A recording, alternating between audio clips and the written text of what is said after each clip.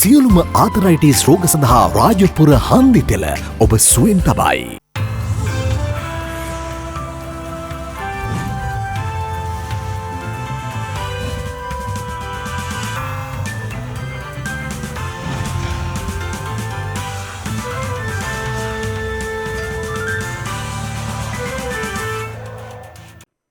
ආයුබෝවන් යථාර්ථවාදීව ලෝකයේ දෙස බලන්නට සත්‍ය සිදුවීම් සම්පින්ඩනයක පුවත් දිගහැරුම ශ්‍රද්ධා රූපවාහිනී 6:30 ප්‍රධාන ප්‍රවෘත්ති විකාශය සමගින් මම ලකිඳුනුවංග ප්‍රථමයෙන් සිරස්තල.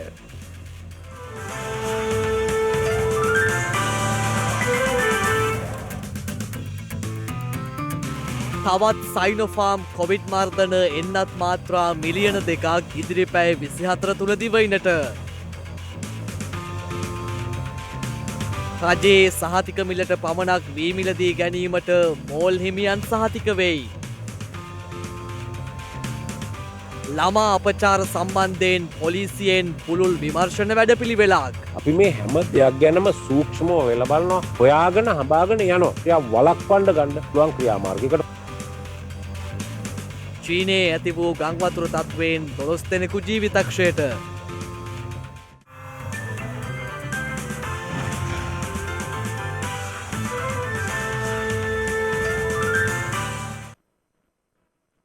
මෙරට තුළ කොවිඩ් මර්ධන එන්නත්කරණය සම්පූර්ණ කළ පුද්ගලයන් සංඛ්‍යාව 17 ලක්ෂයක ඉක්මවා ගොස් තිබෙනවා.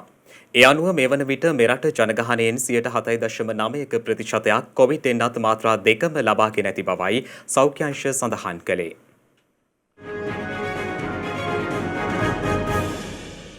ඊයේ දිනේ මෙරටින් නව කොවිඩ් ආසාදිතයින් 1554 දෙනෙකු වාර්තා වුණා. ඒ අනුව එලෙස වාර්තා වූ කොවිඩ් ආසාදිතයින් අතරින් ආසාදිතයින් 1511 දෙනෙකු අලුත් අවුරුදු කොවිඩ් පොකුරේ ආසාදිතයින් ලෙසයි වාර්තා වුණේ. එමෙන්ම විදේශයන් සිට පැමිණි 43 දෙනෙකුද එලෙස හඳුනාගත් ආසාදිතයින් අතරට අයත්. ඊයේ වාර්තා වූ ආසාදිතයින්ගෙන් වැඩිම පිරිසක් වාර්තා වී තිබුණේ කොළඹ දිස්ත්‍රික්කයෙන්. ගම්පහ දිස්ත්‍රික්කයෙන් ඊයේ කොවිඩ් ආසාදිතයින් 228 දෙනෙකු වාර්තා වුණා. කළුතර දිස්ත්‍රික්කයෙන් වාර්තා වූ කොවිඩ් ආසාදිතයින් සංඛ්‍යාව දැක්වුණේ 227ක් ලෙසයි. මේ අතර ඊයේ දිනේදී කොවිඩ් මරණ 43ක් වාර්තා වීමත් සමග මෙරට සමස්ත කොවිඩ් මරණ සංඛ්‍යාව 3870ක් දක්වා ඉහළ ගියා. ඒ අනුව එලෙස වාර්තා වූ කොවිඩ් ආසාදිත මරණ අතරට කාන්තාවන් 17 දෙනෙකු සහ පිරිමි පුද්ගලයින් 26 දෙනෙකු ඇතුළත්. මේ අතර කැස්පෑව ප්‍රදේශයේ ඇඟලුම් කර්මාන්ත ශාලාවක පුද්ගලයින් 186 දෙනෙකුට සිදු කරන ලද PCR පරීක්ෂණ අතරින් 120 දෙනෙකුම කොවිඩ් ආසාදිතයින් ලෙස හඳුනාගෙන තිබෙනවා. ඉක්ුත් දින කිහිපය තුළ එම කම්හලේ 166 දෙනෙකුට PCR පරීක්ෂණ සිදු කර තිබූ අතර ඉන් 109 දෙනෙකු ආසාදිතයින් ලෙස වාර්තා වී තිබුණා. තවත් 20 දෙනෙකුගේ සාම්පල ශ්‍රී ජයවර්ධනපුර විශ්වවිද්‍යාලය වෙත යොමු කර තිබූ අතර ඉන් 11 දෙනෙකුද වෛරසය ආසාදිතයින් ලෙසයි තහවුරු වී තිබුණේ. එමේ 11 දෙනාගෙන් අහඹු ලෙස තෝරාගත් ආසාදිතයින් 6 දෙනෙකුගේ සාම්පල පරීක්ෂාවෙන් ඉන් 5 දෙනෙකුට ඩෙල්ටා කොවිඩ් ප්‍රභේදය ආසාදනය වී ඇති බවට මූලික වාර්තාවලින් අනාවරණය වී තිබෙනවා.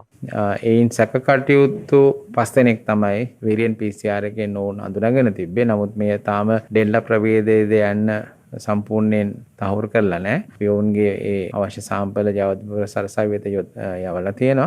අනිකුත් මේ සියලුම දෙනා අද දිනේදී ප්‍රතිකාර කටයුතු සඳහා ඒ අවශ්‍ය ප්‍රතිමේදී ප්‍රතිකාර මධ්‍යස්ථාන වලට රැගෙන යන්න කටයුතු කරලා තියෙනවා. මේ අතර කොවිඩ් තත්ත්වයේ හමුවේ ජනතාවට ආරක්ෂිතව සිය ප්‍රවාහන කටයුතු සපුරා ගැනීම සඳහා විශේෂ දුම්රිය ක්‍රමයක් හඳුන්වා දීමට මේ වන විට පියවරගෙන ඇති බව දුම්රිය එන්ජින් රියදුරුවරුන්ගේ සංගමය පවසනවා. මේ වෙනකොට දුම්රිය සාමාන්‍යකාරීතුමා එතුමාගේ විශේෂ වැඩපිළිවෙලක් අනුව වේයන්ගොඩ සහ පානදුර අතර දුම්රිය ධාවන ක්‍රමයක් හඳුන්වා දෙන්න කටයුතු කරලා තියෙනවා. ඒ අනුව විනාඩි 30කට වරක් සෑම විටම වේයන්ගොඩ දුම්රිය ස්ථානයෙන්ුත් පානදුර දුම්රිය ස්ථානයෙන්ුත් මූලිකව දුම්රියක් ආරම්භ කරන්න කටයුතු කරලා තියෙනවා. උදෑසන 5 සිට දුම්රිය කාලසටහන මේ වෙනකොට සකස් කරලා තියෙනවා. ඉදිරියේදී අපි බලාපොරොත්තු වෙනවා මේක අනිකුත් අදාසන්න දුම්රිය ස්ථාන දක්වා ව්‍යාප්ත කරන්න, විශේෂයෙන්ම පොල්ගහවෙල සහ අලුත්ගම දක්වා මේක ව්‍යාප්ත කරන්න මූලිකව අපි වෘත්තීය සමිතිය විදිහට දුම්රිය සාමාන්‍යාධිකාරීතුමාගෙන් ඉල්ලා සිටියා.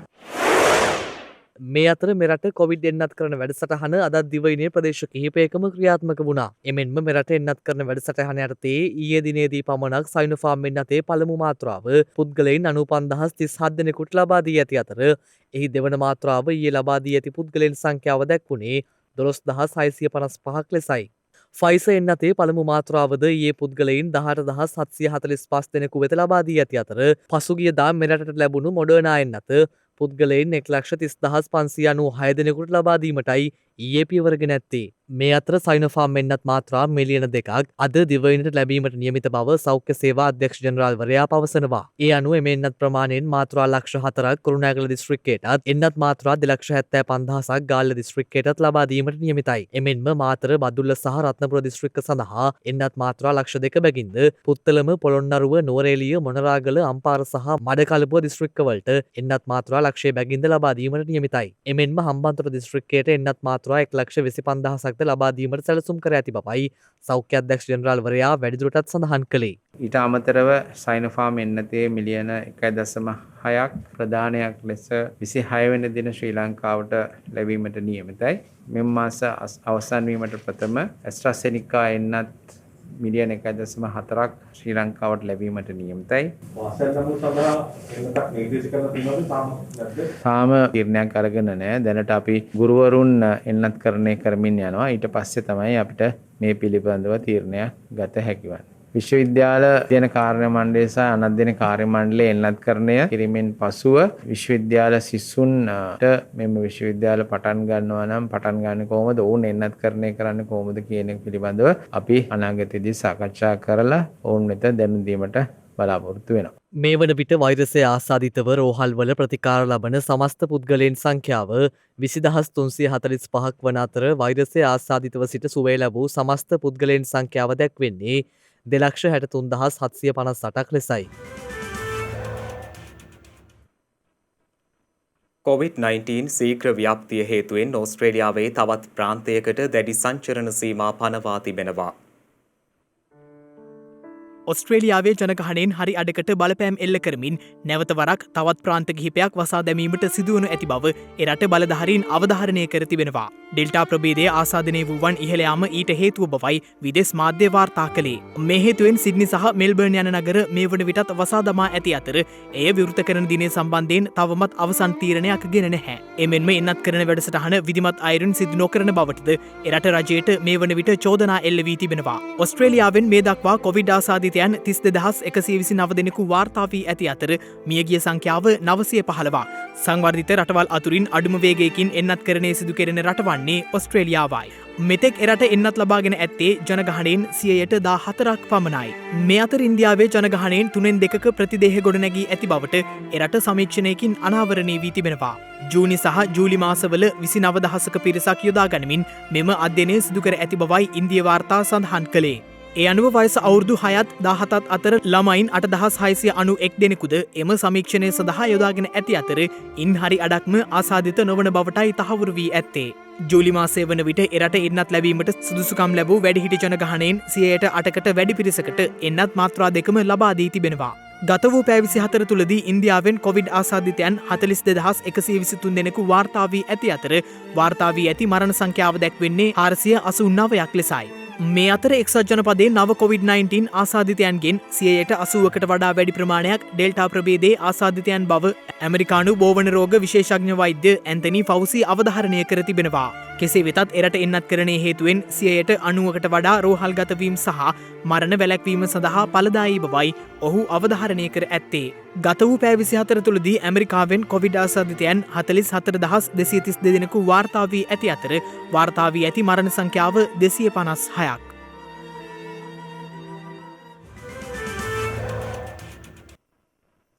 මානව හිමිකම් කඩකිරීම පිළිබඳ විමර්ශනය සඳහා පත් කළ පරීක්ෂණ කොමිසමේ අතුරු වාර්තාව ඊයේ ජනාධිපති ගෝඨාභය රාජපක්ෂ මහතා වෙත බාර දෙනු ලැබුවා. මානව හිමිකම් පිළිබඳ පූර්ව කොමිසම් සහ කමිටුවල තීරණ ඇගීම මෙන්ම ඉදිරි ක්‍රියාමාර්ග ගැනීම පිළිබඳ ජනාධිපති පරීක්ෂණ කොමිසම විසින් සිය අතුරු වාර්තාව ඊයේ පස්වරුවේ ජනාධිපති ගෝඨාභය රාජපක්ෂ මහතා වෙත බාර දී තිබෙනවා. ඒ ජනාධිපති කාර්යාලය පරිශ්‍රයේදී.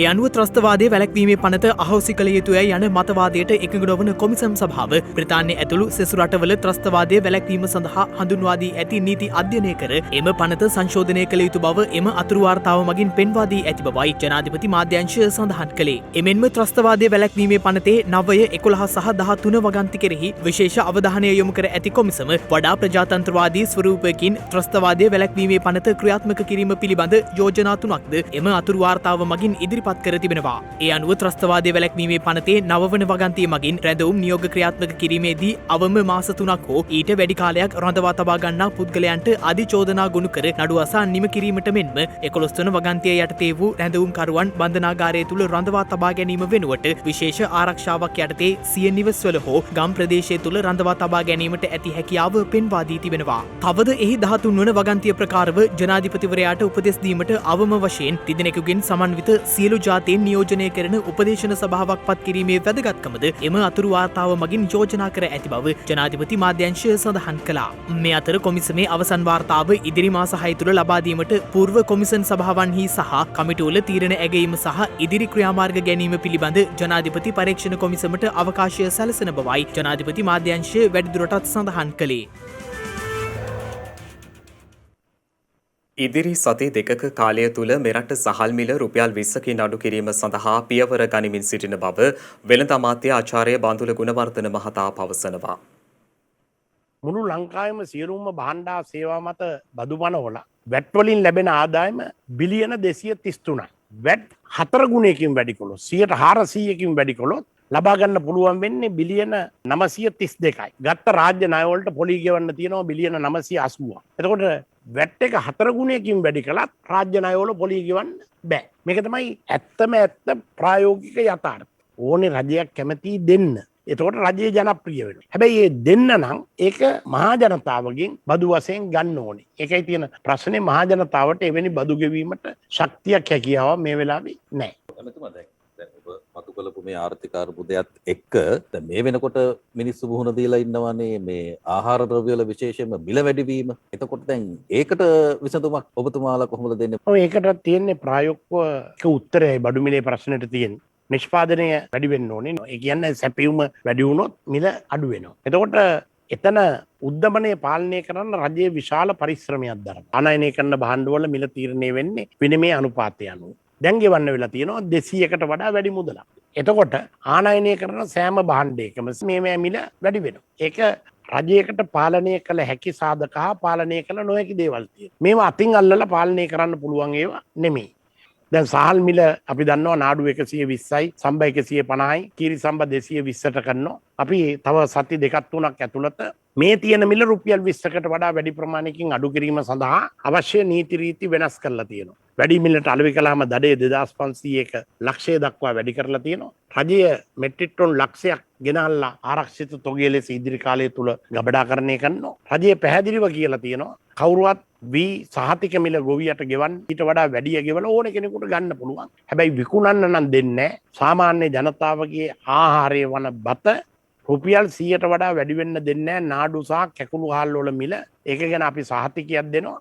වැඩියෙන් විකුණන ඕනෑම කෙනෙක් කවුරුම හෝ පාරිභෝගිකයෙක් කිව්ව ගමන් වැටලියම කළා පාරිභෝගික ආරක්ෂණ අධිකාරිය පසුගිය සති කැබිනට් මණ්ඩලයේ විශේෂ කැබිනට් තීරණයක් ගත්තා. පනත් වල අනිත් දේවල් සංශෝධනය කරන්න කලින් 2500 දඩේ ලක්ෂය දක්වා ගෙන එන නීතිය සම්මත කරන්න. මේ පීඩාවට පත්වෙච්ච ජනතාවට අඩු ගානේ පොල් සම්බෝලෙකුයි බතු කන්න.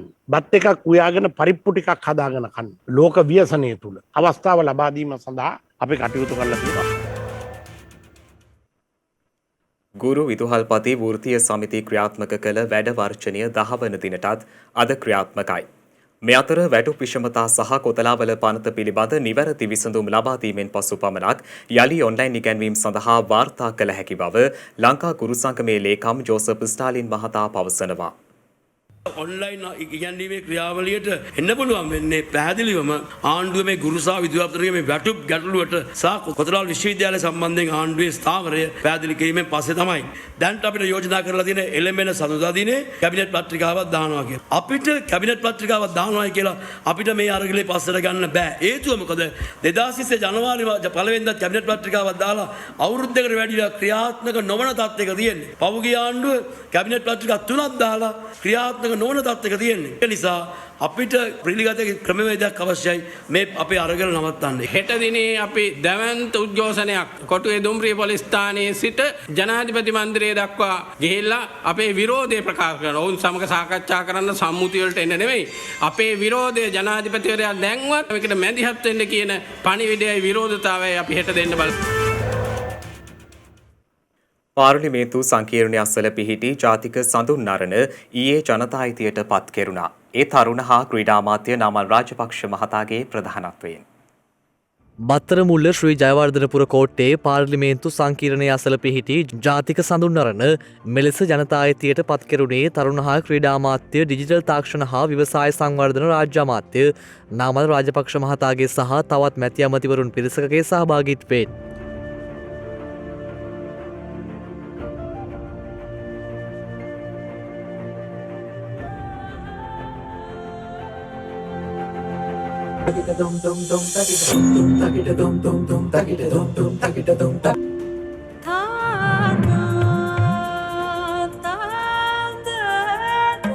සංචාරක ව්‍යාපාර රට විවෘත කරනකොට මෙරටේ කොරෝනා වසංගතය නිසා සංචාරක ව්‍යාපාරය ඇකිලිච්ච නිසා අහිමි වෙච්ච ලක්ෂ 30කට වැඩි තරුණ පිරිසකට නැවත වතාවක් තමන්ගේ රැකී ආරක්ෂා ලබා ගන්න පුළුවන්. ඒ වගේම කාර්මික ජනපද නැවත වතාවක් පණ ගහලා එනකොට මේ රටේ විශාල විදේශ විනිමය ප්‍රමාණයක් ගලාගෙන එන්න පටන් ගන්නවා. මහා මාර්ග ටික ඉදි වෙනකොට, නිවාස ටික ඉදි වෙනකොට, රේල් පාරවල් අධිවේගී මාර්ග අපේ රටේ ඉදි වෙනකොට මේ රට නැවත වතාවක් දකුණු ආසියාවේ වේගයෙන්ම සංවර්ධන රට බවට පරිවර්තනය වෙන එක එය යථාර්ථවත් කළ හැකියි කියලා අපි දැඩිසේ විශ්වාස කරනවා. නාගරික සංවර්ධන අධිකාරියට අයත් අක්කර 9ක භූමි ප්‍රමාණයක මෙම සඳුන්නුවනෙහි ඉදිකිරීම ඉඩම් සංවර්ධනය කිරීමේ සංස්ථාව විසිනුයි පසුගිය වසරේදී ආරම්භ කරනු ලැබුවේ. එලෙස නිර්මාණය කෙරෙනු ජාතික සඳුන්නරණයේ රත් හඳුන් ශාක 300ක් සහ සුදු හඳුන් ශාක 900ක් රෝපණය කර තිබෙනවා. එමෙන්ම ව්‍යායාම කිරීම, යෝග වැඩසටහන් පැවැත්වීම, විවිධ භාවනා වැඩසටහන් ආදිය සිදු කිරීමට සුදුසු පරිසරයක්ද මෙහි නිර්මාණය කර ඇති අතර රජ දවසින් පසු රාජ්‍ය අනුග්‍රහය යටතේ ඉදිවන පළමු ජාතික සඳුන්නරණමය බවයි නාගරික සංවර්ධන හා නිවාස අමාත්‍යාංශය සඳහන් කළේ. අධීර දෙකක් යටතේ ක්‍රියාත්මක වූ මෙම ව්‍යාපෘතියට පළමු අධීරයේදී රුපියල් මිලියන 132ක් සහ දෙවන අධීරය යටතේ රුපියල් මිලියන 162ක් වැය කර තිබෙනවා. මෙරට සිදුවන ළමා අපචාර සිදුවීම් සම්බන්ධයෙන් ඉදිරියටද පුළුල් මෙහෙයුම් ක්‍රියාත්මක කරන බව පොලිස් මාධ්‍ය ප්‍රකාශක ජ්‍යෙෂ්ඨ නියෝජ්‍ය පොලිස්පති අජිත් රෝහණ මහතා පවසනවා. රජයේ ප්‍රවෘත්ති දෙපාර්තමේන්තුවේ පැවති මාධ්‍ය සාකච්ඡාවකට එක්වෙමින් ඒ මහතා මේ අදහස් පළ කළා. මේකෙන් අදහස් කරන්නේ මේ ලෝකයේ තියෙන ළමා අපචාර සිදුවෙන දිම රට ශ්‍රී ලංකාව කියලා. ජනගහනය ලක්ෂයකට ළමා අපරාධ වෙන ප්‍රතිශතය අරගෙන බැලුවොත් දකුණු ආසියාවේ අපි මාලදිවයිනට වඩා අඩුයි, අපි ඉන්දියාවටත් වඩා අඩුයි, අපි බංග්ලාදේශයටත් වඩා අඩුයි. සමහර සිදුවීම් දැන් අපි ගත්තොත් අන්තර්ජාලය හරහා මේ දැරියා කලවීමේ සිද්ධිය. දැන් මේට අවුරුදු ගානකට ඉස්සෙල්ලා අපිට එහෙම හොයන්න තාක්ෂණය තිබුණෙත් නැහැ. ළමයා කිව්වනම් මාව අලවි වුණා. කවුද කියලා මතක නැහැ කියලා. එහෙම WhatsApp ගිහිල්ලා Viber ගිහිල්ලා එහෙම තාක්ෂණයක් තිබුණෙත් නැහැ හොයන්න. ඉතින් ඒකින්ද එතනින් ඉවරයි 10 දෙනෙක් 25 දෙනෙකුට වෙච්ච සිද්ධි වාර්තා වුණා. හැබැයි එක්කෙනෙකුට දෙන්නෙකුට නඩු පරණතිය හොයාගන්න බෑ. අද එහෙම නෙමෙයි. අපි මේ හැම දෙයක් ගැනම සූක්ෂමව හොයලා බලනවා. අපි කියනවා 5ක් ගත්තා, 10ක් ගත්තා, 20ක් ගත්තා, 25ක් ගත්තා, 30ක් ගත්තා, 41ක් අරස් කරා තව ඉන්නවා කියලා අපි මේක හොයාගෙන හඹාගෙන යනවා. විශේෂයෙන්ම වර්තමානයේ වෙන කවරදාටත් වඩා ලොකු ශක්තියකින් අපි ක්‍රියා කරනවා. මේ අපේ අඩුවෙන්ම සිද්ධ වුණත් ඒක තවත් අඩු කරලා මෙවැනි ක්‍රියා වළක්වන්න ගන්න පුළුවන් ක්‍රියාමාර්ගයකට හොඳම දෙයක් තමයි එක් පැත්තකින් වැළැක්වීමේ ක්‍රියාමාර්ග මගින් දැනුවත් කරන්න. මේ නීති මගින් පමණක් අපට මේ ළමා අපයෝජනය වැළැක්වීම හෝ අඩු කිරීම කරන්නට බැහැ. ඇත්ත වශයෙන්ම පුද්ගලයෙකුට, ආයතනයකට, අමාත්‍යංශයකට මේ කළ නොහැකි ආකල්පමය වෙනසක් අපි ඇති කරගත යුතුයි. අපි හැම විටම කල්පනා කරන්නේ මගේ දරුවා කියලා. අපි මෙන්න මේ ආකල්පයෙන් අද වෙනස් වෙන්නට ඕනේ. මේ සියලුම ළමයි අපේ ළමයි ලෙස අපි සැලකීමට පුරුදු වෙන්නට ඕනේ. කිසියම් ස්ථානයක ළමෙක් ඔබ දුටුවොත් අපයෝජනයට පත් වෙනවා. ඔබ කළ යුත්තේ කුමක්ද? වහාම අපට දන්වන්න. ඒ සඳහා ඉතාම පහසුයි. 1929 නොමිලේ භාෂා 3න්ම පැය 24 පුරා පවතින අපගේ ළමා උපකාරක සේවයට කතා කරන්න. අපගේ ආදරණීය මව්පියන්ට, වැඩිහිටියන්ට විශේෂයෙන් ඉල්ලා සිටිනවා. ඔබගේ නිවසේ සිටින දරුවන්ට ඔබ ලොකු දැනුවත් වීමක් කරන්න. ඒ තමයි කිසියම් පුද්ගලයෙක් ඔබට බිය සිතෙන ආකාරයට, අපහසුතාවයට පත්වන විදියට, අප්‍රසන්නතාවයට පත්වන විදියට කිසියම් ස්ථානයක් ඔබගේ ඇල්ලුවොත් ළමයාට කියලා දෙන්න ඒ දුවට හෝ පුතාට විශාල අයිතියක් තිබෙනවා එයට එපා කියන්නේ ප්‍රතික්ෂේප කරන්නට. ඊටත් එහාට ගිහිල්ලා ඔවුන්ට කියලා දෙන්න වහාම එවැනි අවස්ථාවක් වුණොත් එයින් ඉවත් වන්නට. ඒකත් බැරි නම් කෑ ගහන්න ඔබගේ දරුවා දැනුවත් කරන්න. දැන් තවත් දේශීය පුවත් කිහිපයක් කෙටියෙන්.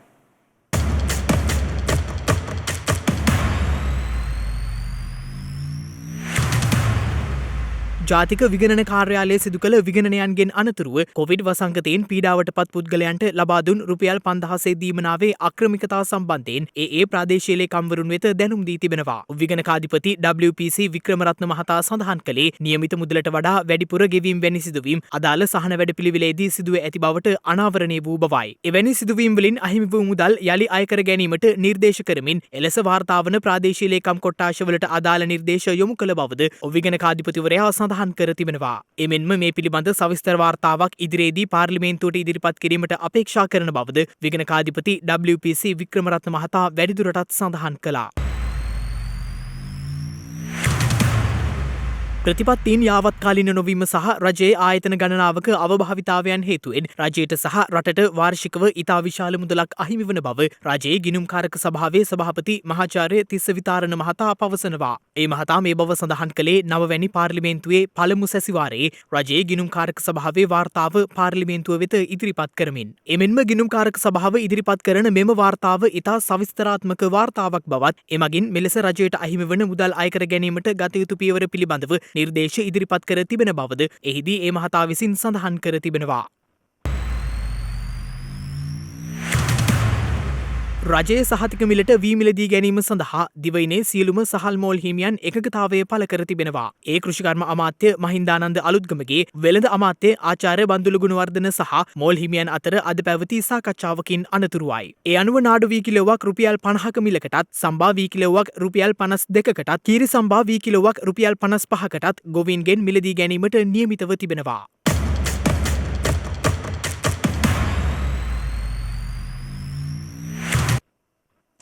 ලස්සන කියන දේ සාපේක්ෂයි. හැබැයි පරිසර සුන්දරත්වයත් එක්ක ගොඩ නැගුණු ලෝකයේ ලස්සනම ගම්මාන ගැනයි මේ සොයා බැලීම. මේ තමයි ස්වභාව සෞන්දර්යයෙන් අනූන ලෝකයේ ඉතා රමණීයම ගම්මාන. මෝල්ටාව පොපේ. ස්වීතාවන් හෙවත් පොපේ ගම්මානය පිහිටලා තියෙන්නේ ඇන්කෝර් බොක්කාසන්නයට වෙන්න. හැබැයි ඇත්තට මේක නිර්මාණය කරන ලද ගම්මානයක්. ගම්මානය නිර්මාණය කෙරුණේ පොපේ නැමති චිත්‍රපටයක් සඳහා. ඒ සඳහා ගම්මානය නිර්මාණය කිරීම ආරම්භුණේ 1979 වසරේ ජුනි මාසයේදී. චිත්‍රපටයේ රූගත කිරීම අවසන් වූ පසු ගම්මානය අතහැර දැමුණා. කොහොමුණත් එහි ඇති චමත්කාරය නිසාම පසු කලෙක ඒ සංචාරකින්ගේ නෙත් පිනවන තැනක් බවට පත් වුණා. ඔස්ට්‍රියාවේ හෝල්ස්ටැට් ගම්මානය.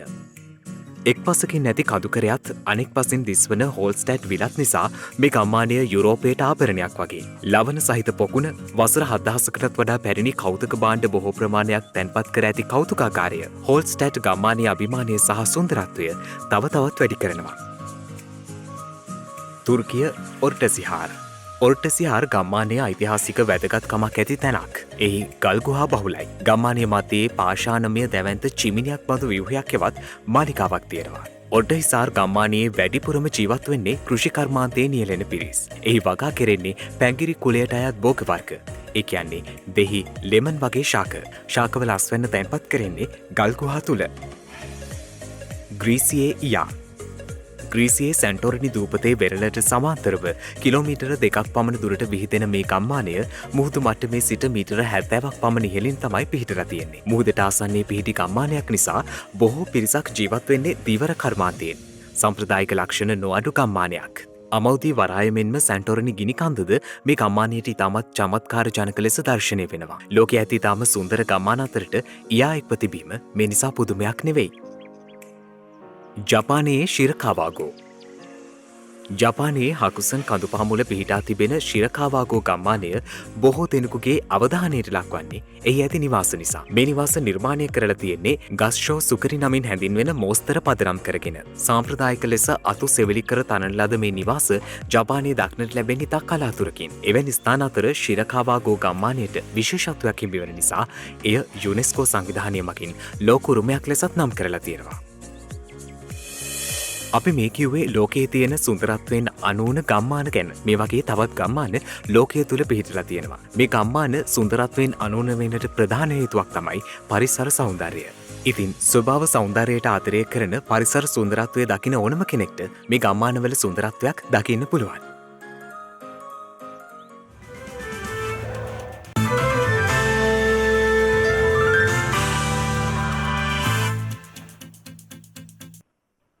අවධානය විදෙස් පුවත් වෙත. මධ්‍යම චීනයට බලපෑ ගංවතුර තත්ත්වයෙන් පුද්ගලින් 12 දෙනෙකු ජීවිතක්ෂයට පත්ව තිබෙනවා. මධ්‍යම චීනයේ හෙනන් පලාතට ඇදහැලෙන දහරානිපාත වර්ෂාව හේතුවෙන් ජලගැලීම් තත්ත්වයක් හටගෙන තිබෙනවා. එම පලාතේ ප්‍රදේශ රැසක දසදහසකට වැඩි පිරිසක් ආරක්ෂිත ස්ථානවලට යොමු කර ඇති බවයි විදෙස් මාධ්‍ය වාර්තා කළේ. එමෙන්ම ගංවතුර හේතුවෙන් ෂෙන්ෂෝව් නගරයේ පමණක් පුද්ගලයන් 12 දෙනෙකු මිය ගොස් තිබෙනවා. මිලියන 94ක පමණ ජනතාවක් වෙසෙන එම පලාතට තවදුරටත් ගංවතුර තත්ත්වයක් ඇතිවිය හැකි බවටයි බලධාරීන් අනතුරු අඟවා ඇත්තේ.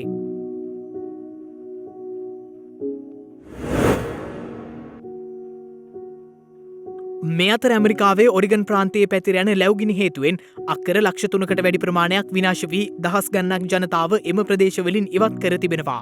රොයිටර් පුවත් සේවය සඳහන් කළේ ගිනි නිවන බටයන් 2000කට වැඩි සංඛ්‍යාවක් ලැව්ගිනි නිවීම සඳහා එක්ව සිටින බවයි. එමෙන්ම ඇමරිකාවේ බටහිර ප්‍රාන්ත 13ක විශාල ලැව්ගිනි 80කට වැඩි ප්‍රමාණයක් මේ වන විට ව්‍යාප්ත වෙමින් පවතින බවද රොයිටර් පුවත් සේවය වාර්තා කළා. ජූලි 6 වනදා සිට ආරම්භ වූ ලැව්ගිනි හේතුවෙන් ලොස් ඇන්ජලිස් නගරයට වඩා විශාල ප්‍රදේශයක් මේ වන විට විනාශ වී තිබෙනවා.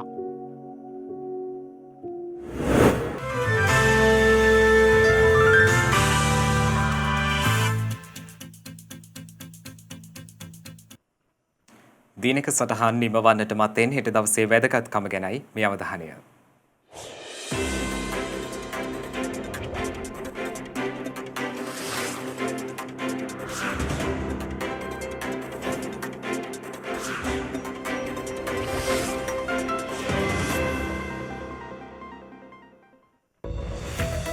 හෙට ජූලි 22 වැනිදා හෙළබසත් පුවත්පත් කලාවත් බැබල වූ සාහිත්‍ය සූරී හේමපාල මුනිදාස මහතා උපත ලබා ඇත්තේ 1903 වසරේ ජූලි මස 22 වන දිනයි.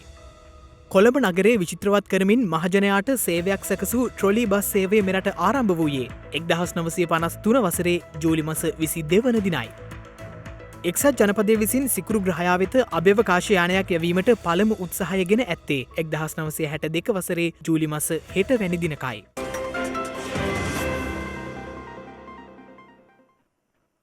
ඒ සමගින් ශ්‍රද්ධා ප්‍රධාන ප්‍රවෘත්ති විකාශය නිමාවට පත්වනවා. හමුවෙමු හෙටත් සවස 6:30ට. තෙරුවන් සරණයි. නමෝ බුද්ධාය. මෙවැනි වැදගත් පුවත් නැරඹීම සඳහා ශ්‍රද්ධා TV News YouTube channel එක subscribe කර සීනුව සලකුණ වන්න.